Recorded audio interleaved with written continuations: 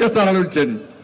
మోడీ గారు ఇచ్చే బస్తీ దవాఖానలో పైసలు వీళ్ళే అని చెప్పుకుంటారు, మోడీ గారు ఇచ్చే పెన్షన్ పైసలు వీళ్ళే అని చెప్పుకుంటారు, మోడీ గారు ఇచ్చే బియ్యం పైసలు వీళ్ళే అని చెప్పుకుంటారు, మోడీ గారు ఇచ్చే అన్ని సంక్షేమ పథకాలు ఎలా అంతకుముందు కేసీఆర్ చెప్పినాడు, ఇప్పుడు రేవంత్ రెడ్డి చెప్పుకుంటున్నాక ఇది ఎంతవరకు కరెక్ట్ ఒక్కసారి ఆలోచనక.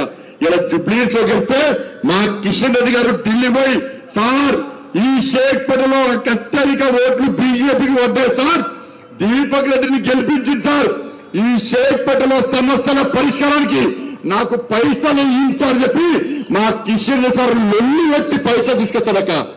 ఇలా కాంగ్రెస్ వాడు ముఖ్యమంత్రి అంటున్నాడు, నన్ను కోసిన ఒక్క పైసా రాదంటున్నాడు. ఇలా బీఆర్ఎస్ అంటున్నాడు, నేను దోసుకుంటే పైసలు నాకు రాగు, నేను ఎందుకు పైసలు ఇస్తా అంటున్నాడు. ఇలా ఇచ్చేది ఎవరక? ఇచ్చేది నరేంద్ర మోడీ గారు. ఇవ్వాలి ఇచ్చిన పైసలన్నీ నరేంద్ర మోడీ గారే, కానీ ఏదో ఫోటో పెట్టారు. ఇలా ఇది ఇలా తెలంగాణ రాష్ట్రంలో జరుగుతుందక. ఇవన్నీ పోతే నేనేమో అభివృద్ధి మాట్లాడుతున్నా.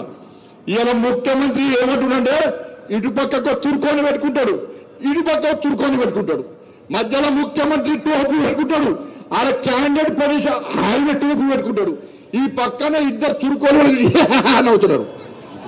ఇది పిచ్చోదా భయ్, మేము టోపీ పెట్టుకుంటలేము వీళ్ళు టోపీ పెట్టుకుంటున్నారు భయ్ అని వాళ్ళు అవుతున్నారు. వాళ్ళు అలా తెలుసు, పిచ్చోళ్ళని తెలుసు, వాళ్ళకి పిచ్చోళ్ళని తెలుసు.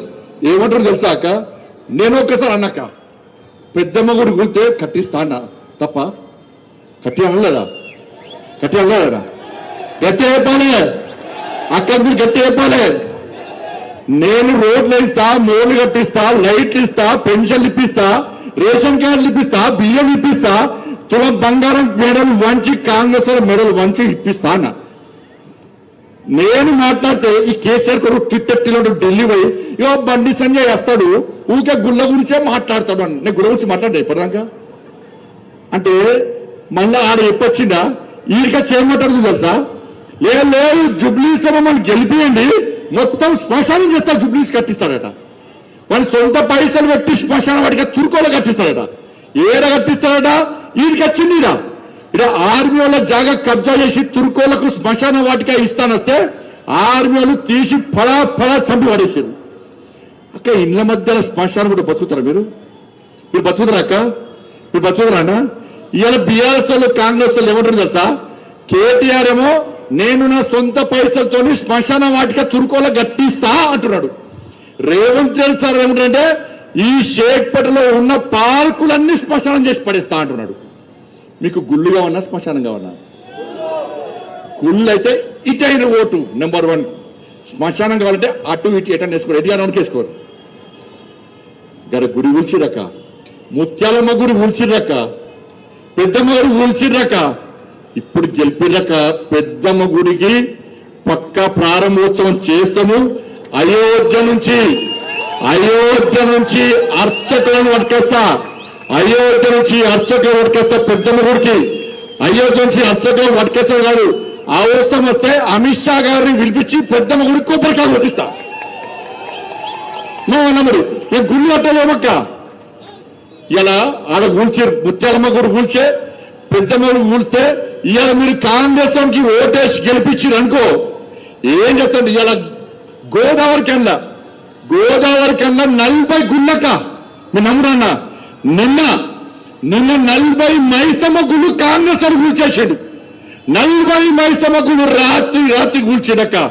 ఇలా వార్నింగ్ ఇచ్చిన అధికారులతో మాట్లాడినా, ఏ ఖబర్దార్, ఎవడైతే మైసమ్మ గుళ్ళను కూల్చిండో వెంటనే కట్టాల 2 రోజుల్లో పట వచ్చి కట్టకుంటే జూబ్లీస్ ఎన్నికల తర్వాత గోదావరి కడికి నేనే వస్తా, ప్రతి ప్లేస్ లో కొబ్బరికాయ కొడతా, గుళ్ళని నేను కట్టిస్తా అని చెప్పి ఇవాళ వారిని ఇచ్చినాక.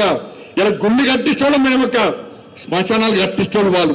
మరి హిందూ శ్మశాన వాటికలో నీళ్ళు మనం చచ్చిపోతే ఎరగాలేయాలి, కాలేద్దామా అంటే ప్లేస్ లేదా, ప్లేస్ ఉంటే దాని నీళ్ళు లేదా, నీళ్లు ఉంటే దానిలో కరెంట్ లేదా.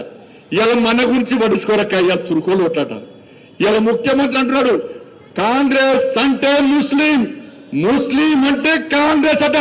మరి ఇక్కడ హిందువులు ఒక్కసారి గుండె మీద చేసుకుందరు. కానీ నేను చెప్తున్నాక తప్పిపోయి కాంగ్రెస్ గెలిస్తే కాంగ్రెస్ అరే వాడు మీ అందరం చంపుతాడక్క, 15 నిమిషాలు సమయం ఇస్తే మీ అందరు చంపుతానండి మేము పాటు తెలుసా మీకు?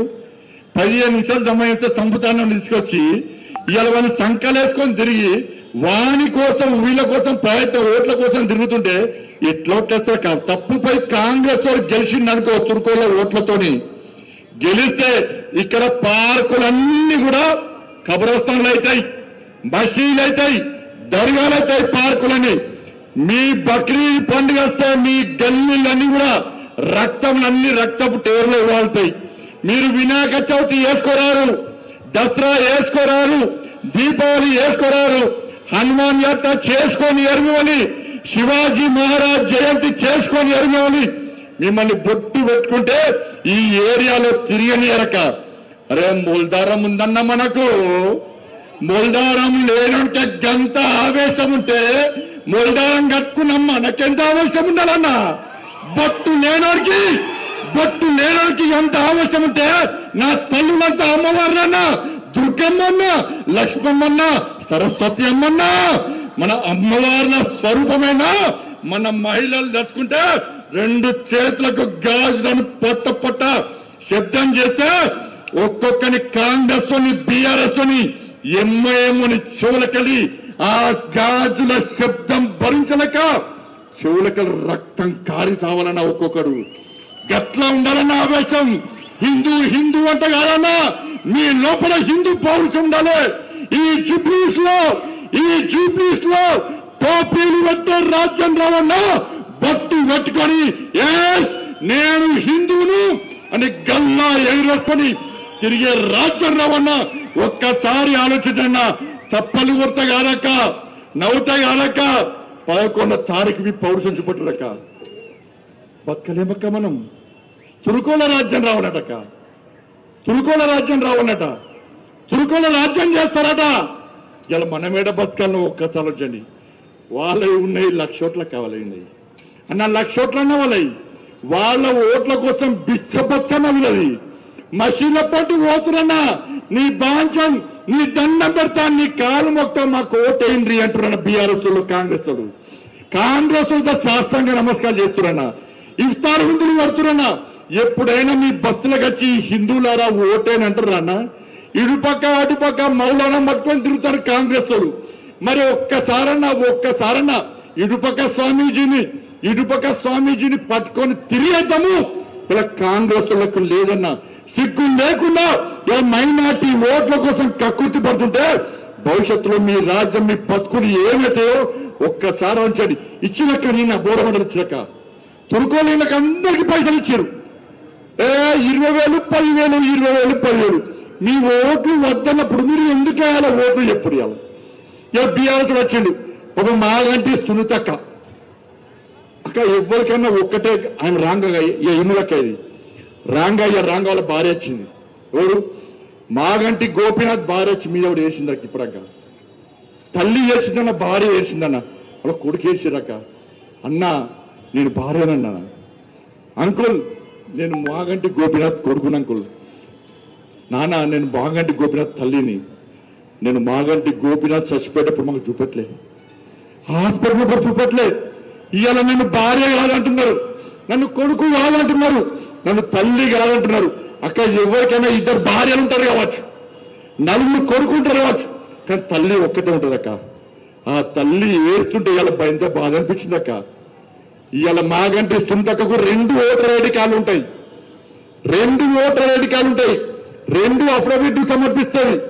ఒక్కదానేమో 10th పాస్ అయినా అంటది, ఒక్కరేమో 10th రాజాలని అంటది. 2 అఫిడవిట్ సమర్పిస్తుంది.